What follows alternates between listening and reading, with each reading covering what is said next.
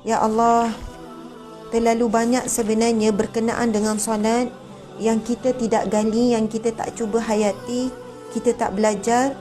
Nescaya kalau kita belajar dan menelusuri jalan-jalan ilmu tentang solat, kita akan mencintai solat dan solat benar-benar menjadi pertolongan, menjadi kekuatan kita. Sebab itu Allah Subhanahu Wa Taala berfirman, Bismillahirrahmanirrahim, wa ta'awanu 'alal birri wasta'inu bis-sabri was-salah. Mohonlah pertolongan dengan sabar dan solat. Ramai yang datang bertanya kepada saya, Ustazah, saya dah solat tapi pertolongan tak datang. Ustazah, saya dah solat, jalan keluar tak ada pun. Jadi bukan sekadar kita solat dengan betul, tuan-tuan puan-puan sekalian, kita kena belajar bagaimana untuk betul-betul solat. Solat dengan betul, ya, mungkin kita belajar dari sudut apa? Dari sudut fiqh. Kita belajar dari sudut apa rukun kan, syarat wajib, syarat sah solat, rukun qauli, rukun fi'li, rukun qalbi kan. Kita belajar perkara yang membatalkan solat. Itu adalah kita belajar bagaimana nak solat dengan betul. Tetapi untuk betul-betul solat, kita perlukan ilmu tasawuf. Kan, ia ilmu berkenaan dengan hati. Bagaimana nak bawa hati yang khusyuk? Bagaimana kita nak bawa rasa kehambaan, rasa tenang dalam solat, rasa pergantungan dengan Allah dalam solat, rasa tunduk kepada Allah, rasa pasrah. Sebenarnya pergerakan sujud kita tu, tuan-tuan puan-puan sekalian, adalah pergerakan yang mana kita benar-benar merasakan diri kita ni tidak ada apa-apa, kosong. Daripada kita berdiri, kemudian kita rukuk, kemudian sampai tahap kita sujud, Masya Allah tuan-tuan puan-puan sekalian, wajah, seluruh anggota badan kita sembah ke lantai. Seolahnya kita sembahkan, kan? Kita sembah, kita menyungkurkan tubuh kita di tanah. Sepatutnya ketika itu yang paling utama adalah hati yang tersungkur di hadapan Allah. Saat itu sebenarnya yang paling utama adalah hati kita betul-betul menyerahkan. Soalnya tidak ada daya, tak ada upaya. Allah, aku lemah. Kita pun menyungkurkan diri kita. Masya Allah saat sujud tu. Tapi kadang-kadang sebab kita ini terlalu banyak sangat, terlalu mencintai dunia kan tuan-tuan puan-puan, masa sujud kosong, kita tak rasa kita sedang menyungkurkan diri di hadapan Allah. Masa sujud kita tak rasa bahawasanya Allah depan kita. Masa sujud kita tak rasa bahawasanya kita betul-betul memerlukan Allah. Kita betul-betul mengharapkan Allah. Biasa saya pernah tengok depan mata saya ketika saya handle masalah rumah tangga. Apabila seorang suami sangat menyesali perbuatannya, dia melakukan perzinaan dengan wanita yang lain, dia melakukan kerosakan demi kerosakan. Bila datang perbincangan ataupun sesi runding cara, tuan-tuan puan-puan, bila isteri ni diam, tak bercakap apa, dan isteri cakap perkara yang sama je, Ustazah, saya nak mohon fasah, saya ada bukti dia berzina, saya ada bukti sekian-sekian. Suami ni kan merayu, tolong sayang, maafkan saya, ingat anak-anak, mereka ada anak, saya tak ingatlah, mungkin 5-6 orang. Tolong sayang, tolong bagi saya peluang, saya tak akan ulang lagi, saya leka, saya berdosa, saya bertaubat. Tolong sayang, awaklah isteri yang terbaik, awaklah isteri yang paling sabar, awak terima saya dengan tak ada apa-apa. Lepas tu isteri diam. Ustazah, saya tetap nak mohon fasah. Apa yang suami tu buat? Sujud, duduk dekat kaki isteri. Tolong sayang, tolong bagi peluang untuk abang, tolong saya, dengan menangis, dengan rasa tak ada apa-apa. Melainkan kalaulah isteri tu kata, baiklah, soalnya begitulah, tidak ada apa-apa kekuatan dah ketika itu suami. Melainkan dia melutut, dia pegang kaki isteri, merayu-rayu. Subhanallah, Allahu Akbar. Ini kita lihat situasi apa?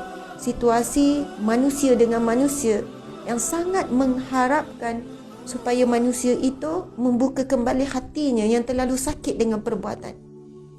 Kita tuan-tuan puan-puan, terlalu banyak dosa yang kita buat daripada sejak kita balik sampai sekarang. Terlalu banyak kesilapan-kesilapan yang kita buat, dan kita sangat takut menghadapi kematian. Ada orang, takut kehilangan kerja, takut kehilangan pasangan, takut kehilangan anak. Kita takut kehilangan harta benda, kita takut kehilangan kesihatan, kita takut COVID sebab takut hilang kesihatan. Tetapi ketakutan yang paling hebat, yang paling tinggi, yang paling menakutkan adalah saat kita bertemu dengan Allah, saat kita mati. Itu yang paling menakutkan. Kita sangat takut. Bagaimana kita nak jumpa Allah? Bagaimana ketika kita di dalam kubur keseorangan, tidak ada lagi orang-orang yang ramai. Sekarang kita ada keluarga, kita ada kawan-kawan, kita ada adik-beradik. Dalam kubur semua akan tinggalkan kita. Kita betul-betul jasad, roh kita betul-betul keseorangan di dalam kubur. Tapi orang yang menjaga solatnya, subhanallah, solat akan menemaninya. Orang yang menjaga Al-Quran, Al-Quran akan menemani. Tuan-tuan, puan-puan sekalian, siapa teman karib kita hari ini? Suami kita, anak-anak, sahabat-sahabat, ya, manusia, kita memerlukan manusia. Tetapi sampai ketika manusia tidak akan mampu bersama dengan kita, tuan-tuan, puan-puan.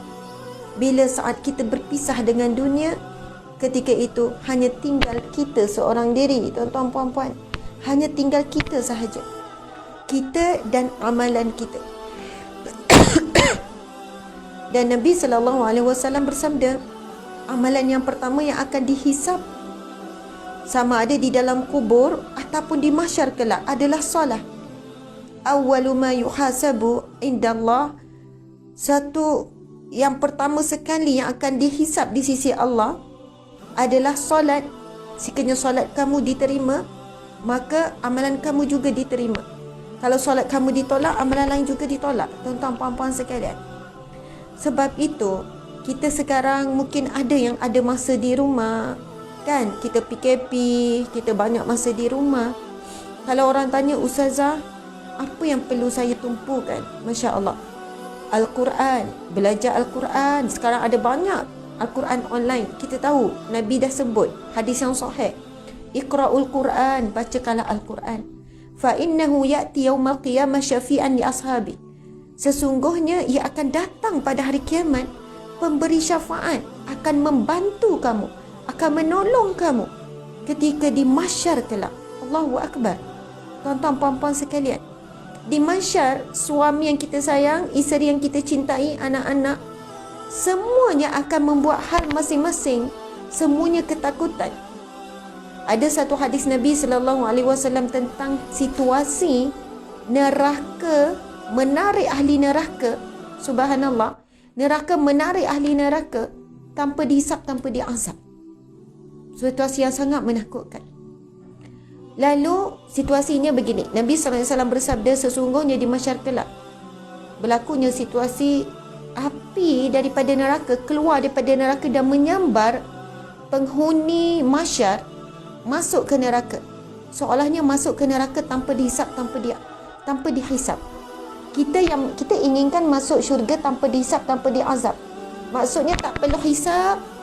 Bila beratur je, okey, ini ahli syurga yang masuk tanpa dihisap, tanpa diazab, dipanggil masuk. Tapi ada juga kumpulan kelompok yang masuk neraka tanpa dihisap, tanpa diazab. Kemudian malaikat membawakan satu gelas air, Masya Allah, diberikan kepada Rasulullah SAW untuk disimbah kepada api neraka yang keluar daripada neraka. Lalu bila Nabi simbah, api neraka pun berundur kembali masuk ke dalam neraka. Lalu Nabi SAW bertanya kepada malaikat, air apakah ini dalam gelas ni? Yang sangat sedikit airnya. Lalu malaikat menjawab, ini adalah air mata umatmu yang menangis kerana takutkanmu. Allahu Akbar. Tuan-tuan, puan-puan sekalian, bila kali terakhir kita mendirikan solat dan kita menangis? Bila kali terakhir? Bila kali terakhir saat kita sujud, kita rasa Allah itu ada depan kita? Bila kita solat, bila terakhir kita solat, dan ketika kita solat, ketika kita sujud, kita merasakan kita sedang berhadapan dengan Allah yang maha adil, Allah yang maha menghisap, Allah yang hasib, yang maha menghisap. Lalu ketika kita sujud, kita menangis, kita sebut nama Allah, Allah, Allah, Allah, ya Allah. Mungkin kita sebut Ya Rahman, Ya Rahman, yang Maha Pengasih, Maha Penyayang. Sayangilah aku ya Allah, kasihanilah aku ya Allah. Ataupun masa sujud tu kita sebut Ya Razak, Ya Razak. Batal tak solat ni? Tak batal. Sebut nama Allah, puji Allah. Zikir-zikir ketika sujud, ketika rukuk, menyebut nama Allah tak batal solat, tuan-tuan puan-puan. Itu Asmaul Husna. Ini disebut. Allah sebut Bismillahirrahmanirrahim, walillahil asmaul husna fad'u biha. Bagi Allah nama-namanya yang mulia, menyerulah, serulah, berdoalah kamu dengan nama-namanya ini. Kalaulah kita dalam keadaan ada ujian dengan suami, dengan anak-anak, ia berkaitan dengan kasih sayang, masa kita sujud Ya Allah, Ya Rahman, Ya Rahim, jangan bahasa Melayu lah, batal solat. Sebut je, puji je nama Allah, tapi dalam hati kita bawa perasaan, keinginan kita tu. Ya Wadud, Ya Wadud, Ya Wadud, Ya Maha Cinta. Dalam hati, Ya Allah, bangkitkanlah, satukanlah cinta, kuatkanlah kembali cinta kami suami isteri Ya Allah. Masa kita sujud, kita sebut Ya Afu, Ya Afu, Ya Afu, Ya Allah, Ya Afu, Ya Maha Pemaaf, maafkan aku Ya Allah. Aku bukan ibu yang baik Ya Allah. Dalam hati kita, aku banyak buat salah Ya Allah, ampuni aku Ya Allah. Kita kurang sabar, kita sujud Ya Sabur, Ya Sabur, nama Allah yang Maha Penyabar. Berikan aku sabar Ya Allah dalam ujian ni Ya Allah. Ujian dengan kenapalah tak boleh tahan marah dengan anak-anak, tak boleh tahan marah dengan suami, dengan isteri. Kita zikir, kita sebut Ya Sabur, Ya Sabur. Masya Allah. Sebab itu Allah sebut wasta'inu bis-sabri was-salah. Tolonglah kamu, minta tolong. Allah tidak ada lemah untuk tolong kita. Allah tidak ada halangan. Allah sebut kun fayakun. Allah hantar bala tentera, Allah hantar malaikat. Tidak ada mustahil di sisi Allah. Tidak ada masalah sebesar-besar masalah. Tak ada besar pun di sisi Allah. Tidak ada masalah yang tidak boleh diselesaikan oleh Allah. Masalah sebenar kita adalah kita tidak solat dengan betul, kita tidak minta tolong dengan Allah melalui sabar dan solat.